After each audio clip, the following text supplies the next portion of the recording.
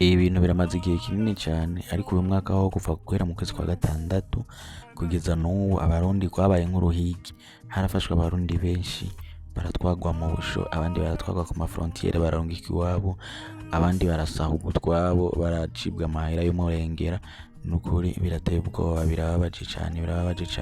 Murabona ngaha nyene babafata, baragenda bagafata ibisi yuzuye bagaca babazana bakabatwara mu busho. Murabona nyene babacungiye, bagenda barasunagura, bagenda barabasunika, abantu bakicwa n'inzara, ntibafungurirwa neza, bahabwa ubuntu bw'ubuji gusa, ugasanga bariko banywa ayo mazi gusa. Nukuri rero twagomba gusaba ambasade nyakubahwa aserukira abarundi mu gihugu ca Zambia kugira ngo adufashe izi ngorane. Hari abarundi benshi bavundiye mu busho, babuze ikibavugira, babuze ingene bavayo. Nukuri twagomba ambasaderi agende abavugire kugira ngo baze batahanwe, basubizwe mu miryango yabo, kuko usanga bagumye mu busho kubera amafaranga baciriwe batashoboye kuyaronka. Kuko urumva babacira amafaranga menshi, kandi amafaranga ni biturire gusa. Nukuvuga ni nayo mpamvu bafatwa cane abarundi, kuko abapolisi ba migration muri Zambia babigize nk'urudandazwa.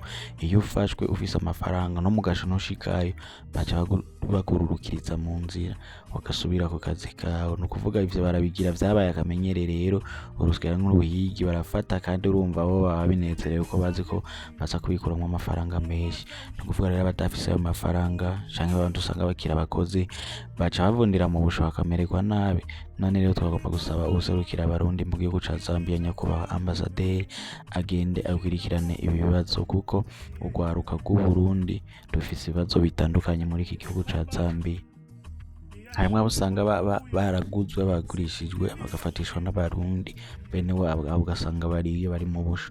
Abandi nabo ugasanga ni babakozi bakuwe n'ababose mu gihugu c'Uburundi, bakababwira ko bagiye kubaha ubuzi mu gihugu ca Zambia, bakagenda bakabakoresha imyaka 2 n'iyirenga canke n'umwaka, ariko bagaca banka kubahemba, bakabaterera mw'ibarabara. Abo rero iyo bafashwe urumva ntaho bakurikirana, baba bariyo bakamererwa nabi mu busho. Biba bigoye cane, kandi na cane ko n'ivyangombwa vyabo biba vyaramaze gutakaza igihe. Rero ibibazo vy'abajene bari mu gihugu ca Zambia birakwiye gukurikiranwa cane. Abarundi bagayeho ubugurano, ababose bakura abakozi mu gihugu c'Uburundi hama bakaza kubatererana hariya, abandi bakanabafungisha. Barakwiye gukurikiranwa cane, bagahanwa hisunzwe amategeko, kugira ngo iyi ngendo mbi, ubu bubisha buhagarare. Umwana w'Uburundi agira agaciro, agira ijambo aba ari hose. Nukuvuga harakwiye kubaho amasezerano hagati y'ababose n'abakozi bakugwa ino. Murakoze cane.